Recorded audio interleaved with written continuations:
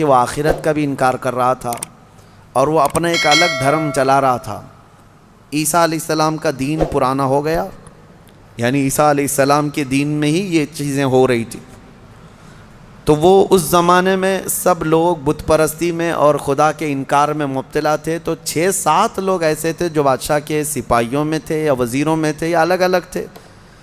یہ لوگ پوشیدہ طور پر اللہ ہی کی ذات پر یقین رکھتے تھے، ایمان رکھتے تھے، لیکن یہ ظاہر نہیں کر رہے تھے کہ ان کے بادشاہ مار ڈالے گا۔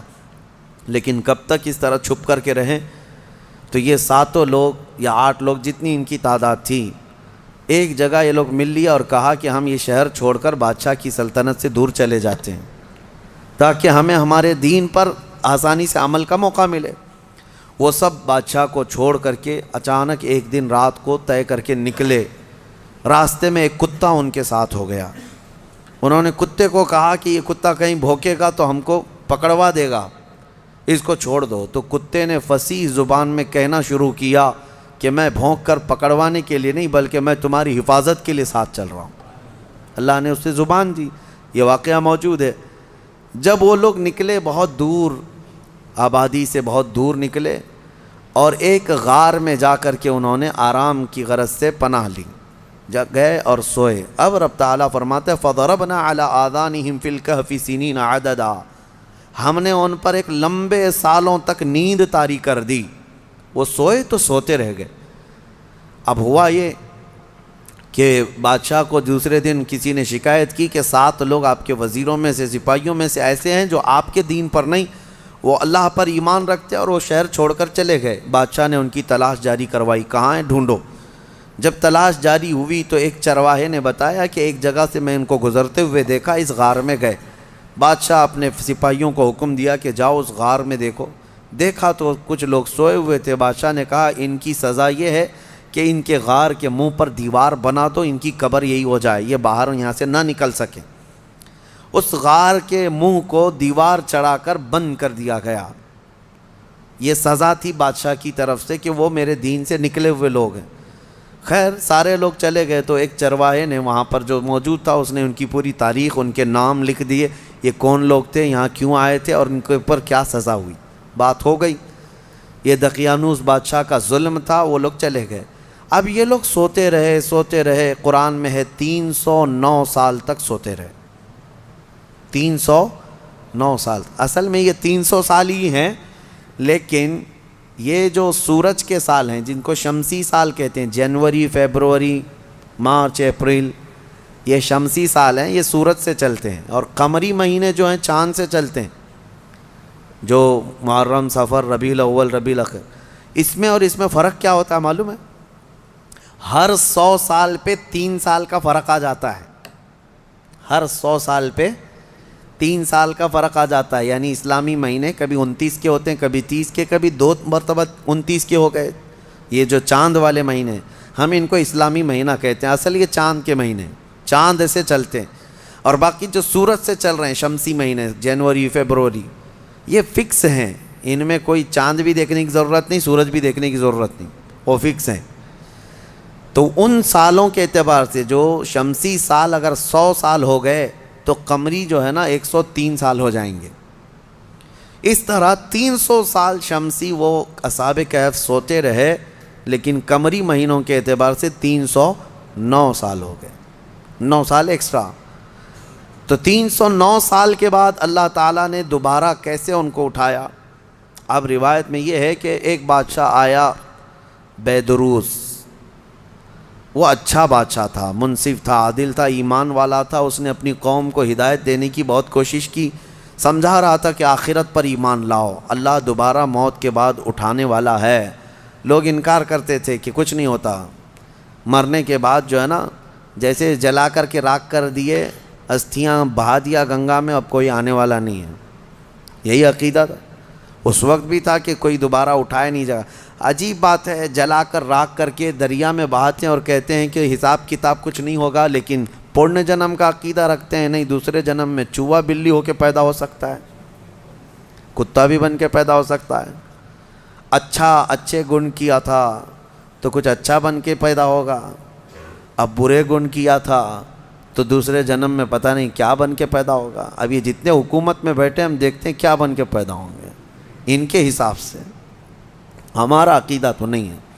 ہمارے ہاں ایک بار موت کے بعد دوبارہ قیامت کے دن ہی اٹھایا جائے گا.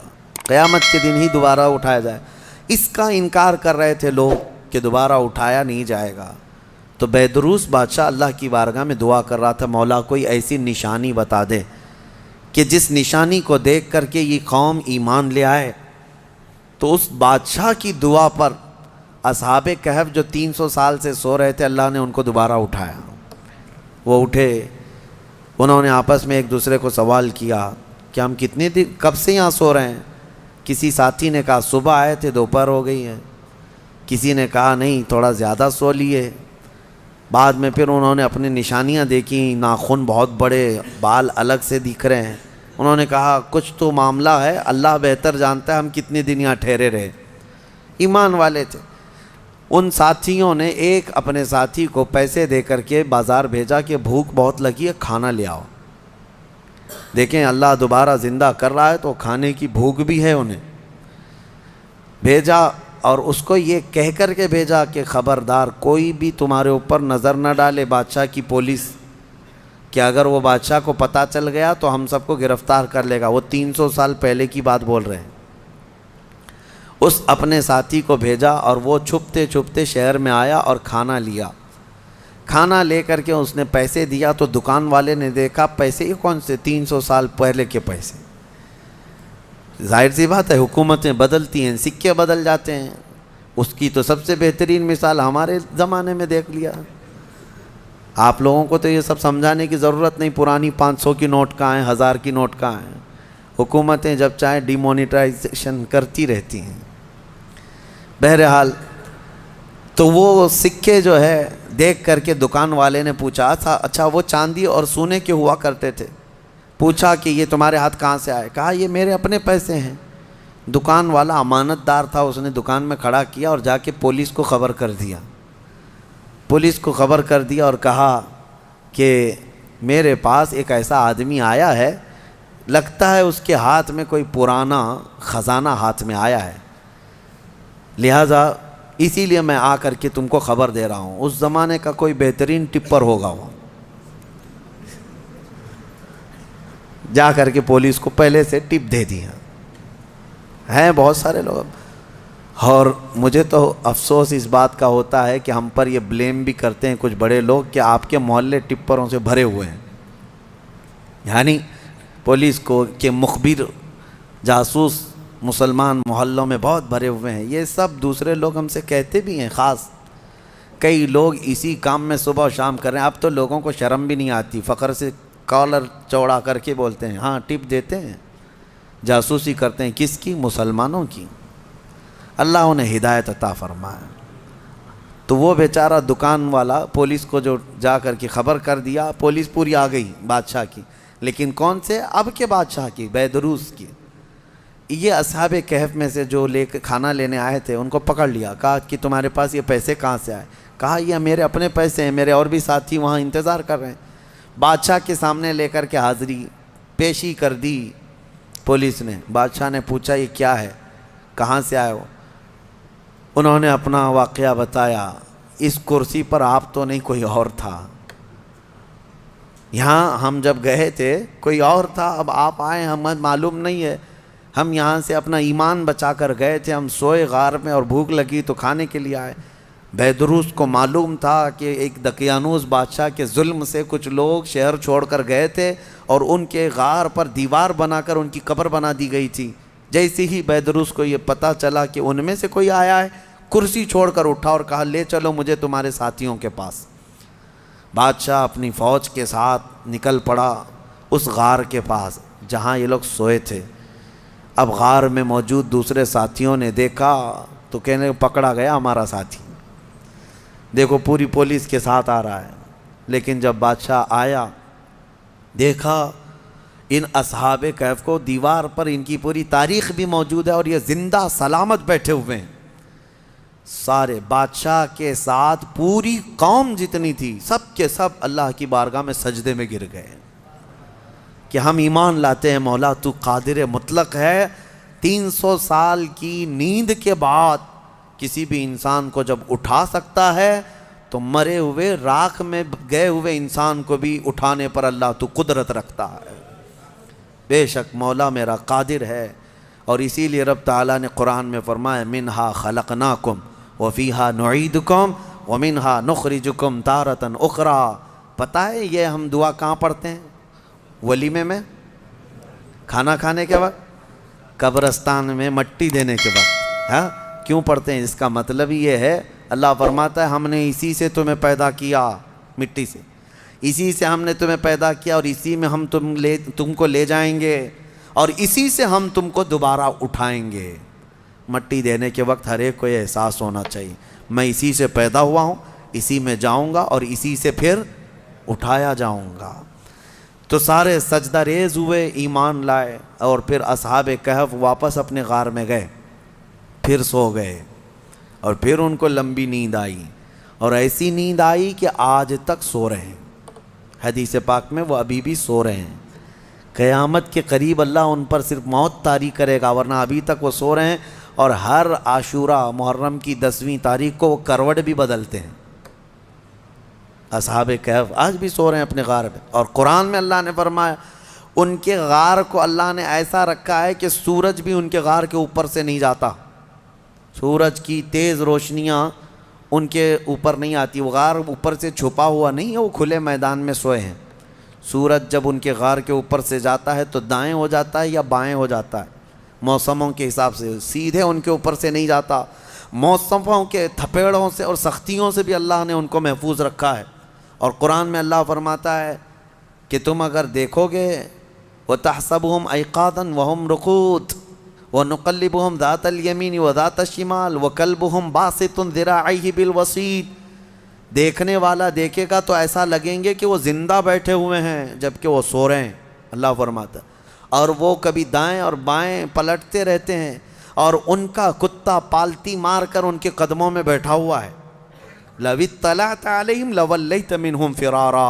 اللہ فرما رہا ہے اگر تم دیکھنے کی کوشش کرو گے، پیٹ پھیر کر کے بھاگ جاؤ گے، تمہارے اوپر اللہ ایسا رعب ڈالے گا، کوئی دیکھ نہیں سکے گا، کوئی دیکھ نہیں۔ اب جارڈن میں ایک جگہ اصحاب کہف کا غار کہہ کر کے بتایا جاتا ہے، اور لوگ اندر گھس کے دیکھ کے بھی آتے ہیں، ویڈیو بھی کر کے آتے ہیں، لیکن قرآن کے اعتبار سے مجھے نہیں لگتا، یہ پتہ نہیں جا کر ہڈیوں کے ویڈیو بنا کر کے لاتے ہیں، اور انٹرنیٹ پہ بھی بہت سارے ویڈیو پڑے ہیں اصحاب کہف کا غار، اصحاب کہف کا غار۔ یہ غار کہاں ہے اور اللہ کیسے محفوظ رکھا ہے، آپ وہاں جا نہ سکیں گے۔ رعب ایسا اللہ تعالیٰ نے اس غار پر رکھا ہے۔ اب خلاصہ کلام یہ ہے کہ اس میں جو چیزیں عبرت کی ہیں وہ میں کہتا ہوں، وہ کون تھے؟ اللہ کے نبی تھے؟ وہ کون تھے؟ رسول تھے؟ فرشتے تھے؟ نہیں، اللہ فرماتا انہم فتیۃ آمنوا بربہم، بس وہ نوجوان تھے جو اپنے رب پر ایمان لائے تھے۔ اگر نوجوان مضبوط ایمان لائیں، مولا صدیوں تک ان کی حفاظت فرماتا ہے۔ ان کے ایمان کی برکت دیکھیں، اور اتنا ہی نہیں، وہ اچھے لوگ تھے، اچھے لوگ تھے۔ میاں کتا کیا کر رہا ہے؟ کتا کیوں ابھی تک محفوظ ہے؟ اور بلکہ بعض روایات میں ہے جانوروں کو تو قیامت کے دن ختم کر دیا جائے گا، ان کا معدوم کر دیے جائیں گے، یہ ان کے لیے جنت دوزخ نہیں ہے، لیکن اصحاب کہف کا کتا جنت میں جائے گا، کتا بھی جنت میں جائے گا۔ اس کی وجہ یہ ہے، فرمایا کہ کتا جنت میں جا رہا ہے، وجہ یہ ہے کہ اللہ والوں کے دامن سے لگا ہوا ہے، اللہ والوں کے ساتھ بیٹھا ہوا ہے۔ تو میں یہ پوچھتا ہوں، اللہ والے نیک بندوں کی معیت میں صحبت میں رہ کر کتا جنت میں جا سکتا ہے، تو تم امت محمدیہ اگر غوث پاک کی نسبت حاصل کرو، غریب نواز کی نسبت حاصل کرو، تو کیا اللہ تعالیٰ ان کے ساتھ تمہیں محشر میں جنت نہیں عطا کرے گا؟ اسی لیے بریلی کے امام نے اپنی نسبت پہ یوں فخر کیا تھا، اے سرکار غوث تجھ سے در، در سے سگ، اور سگ سے ہے مجھ کو نسبت، میری گردن میں بھی ہے دور کا ڈورا تیرا، اس نشانی کے جو سگ ہیں نہیں مارے جاتے۔ ہاں، جن کتوں کے گلے میں پٹا ہوتا ہے ان کو میونسپلٹی والے نہیں اٹھاتے ہیں، کیوں؟ وہ نشانی ہے کہ یہ کسی مالک کا کتا ہے، آوارہ جو ہے اسے انجیکشن مار کے چلے جاتے ہیں۔ ہاں جو آوارہ کتا بھونکتے رہتے ہیں ان کو انجیکشن مارتے ہیں یا لے جا کر کے کہیں ویرانے میں چھوڑ دیتے ہیں. آپ کے یہاں میونسپلٹی کی گاڑی اب آتی ہے نہیں آتی پتہ نہیں, لیکن دیکھو بیلٹ والے کتے کو کوئی پکڑ کے دکھائے. ارے اب تو کتوں کے لیے بڑے قانون بنے ہوئے ہیں. ہمارے ہاں تو چھوڑیں, باہر ملکوں میں تو انسانوں سے زیادہ اہمیت جو ہے نا کتوں کے لیے ہے. ان کے لیے بہت اعلیٰ قسم کے قانون بنے, پارلیمنٹ میں بل پاس ہوئے ہیں کتوں کے لیے, جاپان وغیرہ میں. ہاں کتے کو کچھ نہیں کہہ سکتے آپ. بلکہ ایک آدمی نے کیس کیا کسی کے اوپر کہ اس نے میرے ٹامی کو کتا کہا, اس نے حقارت سے کتا کہا. یہ ڈیفیمیشن کا کیس, مان ہانی. جیسے ابھی پرائم منسٹر کو کسی نے کہا تو وہ اپنے حد کے عزت کا کیس کر لیے, اس طرح کتے والے نے کیس کیا کہ مجھ کو کتا کہا. اس کو کتا نہیں کہنا چاہیے بلکہ پاکیزہ اخلاق والا. ہاں بہت خوبصورت یہ القاب سے کہا جائے, یہ کتوں کے لیے بنے ہوئے ہیں. میں یہ کہہ رہا ہوں میرے عزیزو, بات یہ ہے کہ اگر کتا نسبت حاصل کر لے تو وہ اصحاب کہف کے ساتھ جنت میں جاتا ہے.